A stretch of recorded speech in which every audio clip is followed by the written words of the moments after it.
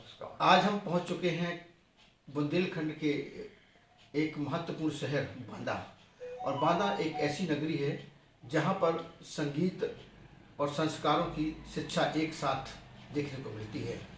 हम एक ऐसे ही संगीताचार्य पंडित अवधेश कुमार द्विवेदी जी, जो कि प्रसिद्ध मृदंग वादक हैं, उनके घर आ पहुँचे हैं और उनके साथ आज एक लुप्त होती विधा, जो कि काफ़ी कम संख्या में ऐसे लोग हैं जो इस विधा को जीवित किए हुए हैं, जिनमें से एक पंडित अवधेश कुमार द्विवेदी जी हमारे साथ यहाँ उपस्थित हैं।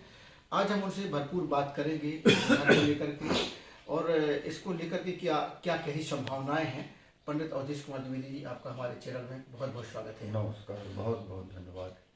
आज जो ये पखावज वादन है, एक तो पहली एक लोगों में जो एक भ्रम रहता है, पखावज और ढोलक, इन दोनों में क्या अंतर है और पखावज वादन को लेकर आप क्या कहना चाहेंगे इसके भविष्य के बारे में? पखावज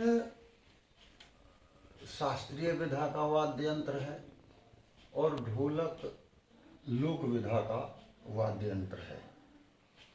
दो नाम पखावज के भ्रमात्मक ऐसे आते हैं जैसे पखावज और मृदंग। तो उत्तर भारत में आज हिंदी भाषी क्रम में पखावज कहते हैं और संस्कृत ग्रंथों में इसे मृदंग कहते हैं। और कुछ वाद्य और वादन कला में कुछ भिन्नता होने से इसी को दक्षिण भारत में मृदंगम कहते हैं।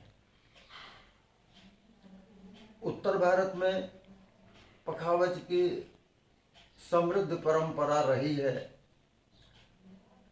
पंडित कुदऊ सिंह घराने की आज भी परंपरा यत्र तत्र है, पर इसका बहुत ही प्रचार कम हो रहा है।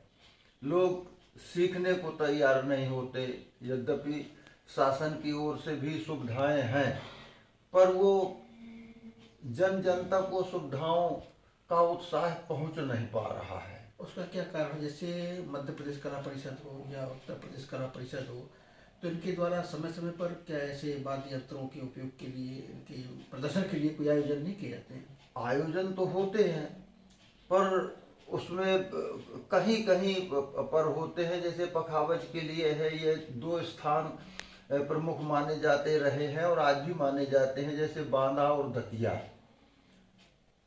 तो पंडित कुदऊ सिंह घराने का जितना प्रचार प्रसार आज है मृदंग जगत में, उतना दूसरे क्रम का प्रचार नहीं है जनश्रुति के हिसाब से। तो ना तो कोई बांदा में पखावज की परंपरा का कोई कार्यक्रम शासन की ओर से नहीं होता, और ना ही दतिया में, क्योंकि दतिया उनकी कर्मभूमि थी और बांदा जन्मभूमि थी। तो एक तो ये प्रयास होना चाहिए सामाजिक और सांस्कृतिक और शासन सत्ता की ओर से भी, कि ऐसे कार्यक्रम इन दो जगहों में भी विशेष रूप से होने चाहिए। और प्रचार समय के अनुसार तो घटता बढ़ता है। एक समय था कि 100 वर्ष पहले पखावज ही सर्वमान्य था, पखावज के द्वारा ही सारी संगतियां की जाती थीं। जैसे ब्रिज में प्रारंभ से ही चलन रहा पखावज का, तो वहाँ रहे शादी में या हवेली संगीत में पखावज का ही प्रयोग होता था। कालांतर में वो स्थान तबला ने ले लिया, तबले में हर प्रकार की संगत होने लगी, और आज तो अब और भी रूप बदलता जा रहा है। तो इसके लिए तो शासन, समाज, संस्कृति विभाग आदि सभी को सचेत होना पड़ेगा। और जो भी मृदंग या पखावज के आचार्य हैं, उनको भी निर्लोभ भाव से सामने समक्ष आना पड़ेगा, विद्यार्थियों को प्रोत्साहित करके सिखाना पड़ेगा। तो इसके लिए आपके द्वारा कोई प्रयास किए जा रहे हैं इसको आगे बढ़ाने के लिए, जिससे कि विधा आगे भी चलती रहे? अब इसके लिए तो मान लीजिए हमने अपने नाती को सिखाया है। पारिवारिक परंपरा और पखावज की परंपरा में जो कुदऊ सिंह घराने की बुंदेलखंड की परंपरा है, अनमोल द्विवेदी को सविधि हमने शिक्षा दी है, पर दूसरे लोग बहुत कम रुचि ले रहे हैं। जब कार्यक्रम भी होते हैं तो समाज जो श्रोताओं की भी कमी है। शास्त्रीय संगीत, यद्यपि शास्त्रीय संगीत के श्रोता हमेशा कम रहे हैं। ये चूंकि बहुत जानकारी का विषय है, पर अब मूल में तो वही है। लेकिन जैसे आप आकाशवाणी के भी एक ग्रेड कलाकार हैं, तो कभी आकाशवाणी के माध्यम से भी आपको अवसर अक्सर मिलते रहते हैं या कहीं दूरदर्शन से अब आकाशवाणी मैं तो आकाशवाणी दूरदर्शन से सन 80 से बजा रहा हूँ। पहले तो ए ग्रेड में बजाया, अब वर्तमान समय में तो मैं टॉप ग्रेड मुझे प्राप्त हो गया है। तो आकाशवाणी में भी ज़्यादातर प्रसारण के क्रम में एक तो रेडियो का चलन भी कम हो गया है। जब से मोबाइल चल गए तो रेडियो का भी प्रचार प्रसार कम हो गया, पर वो सेवाएं हो रही हैं शासन की ओर से, वो सुविधाएं मिल रही हैं कलाकारों को, पर उतनी नहीं जितनी मिलना चाहिए। आपका ये जो त्याग है, लगभग कितने वर्षों से आप इस सुविधा को लेकर के? अब मेरे पूज्य पिता एवं पखावज के गुरु आचार्य पंडित श्री श्याम सुंदर द्विवेदी, झंडीलाल द्विवेदी मृदंगाचार्य, उन्होंने कुदऊ सिंह घराने की सविधि शिक्षा ग्रहण की थी बांदा के पंडित शंभू प्रसाद पखावजी जी से, उस्ताद महादेव सिंह पखावजी पे प्रहरी वालों से, और अयोध्या के पखावज के निष्णात आचार्य वंदनीय बाबा रामदास जी महाराज से सविधि शिक्षा ग्रहण की थी। वो सारी विधाएं मुझको हस्तगत उन्होंने कराई, और मैंने करीब 50 वर्षों से इस विधा के साथ रहकर और अपना ये सत्संगमय जीवन बिताया है। अभी ये 50 वर्ष का इतना लंबा कार्यकाल आपने इस विधा को दिया है, कोई ऐसा सरकार की तरफ से अभी तक कोई प्रोत्साहन, ऐसा कोई पुरस्कार अभी तक हासिल हुआ? अब मुझे तो अभी तक उत्तर प्रदेश संगीत नाटक अकेडमी लखनऊ का पुरस्कार प्राप्त हुआ है।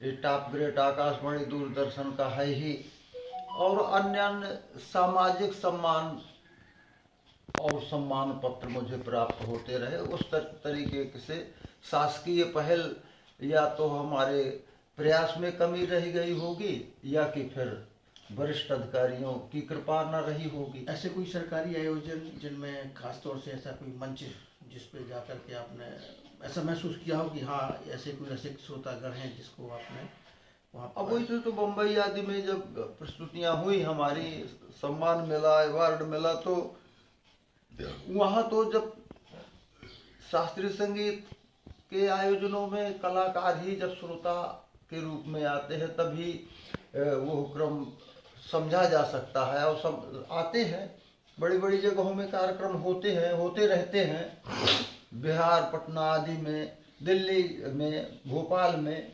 लखनऊ में, बनारस में, बड़ी बड़ी जगहों पर तो होते हैं, पर सामान्य जगहों में भी इसका प्रचार प्रसार होना चाहिए, और आचार्यों को और आयोजकों को, सामाजिक संस्थाओं को भी इस ओर ध्यान देना चाहिए, और ध्यान देने पर ही इसका संरक्षण व संवर्धन हो सकेगा। तो इसके लिए आप क्या चाहेंगे कि आगे भी ये विधा चलती रहे? जैसा कि आपने बताया कि काफ़ी कम संख्या में ऐसे लोग हैं जो इस विधा को अभी अपनाए हुए हैं, तो जीवित रहे, इसके लिए क्या शासन प्रशासन की सहायता? भाई, बीज का नाश तो कभी मान्यवर होता ही नहीं, कम ज़्यादा होता रहता है।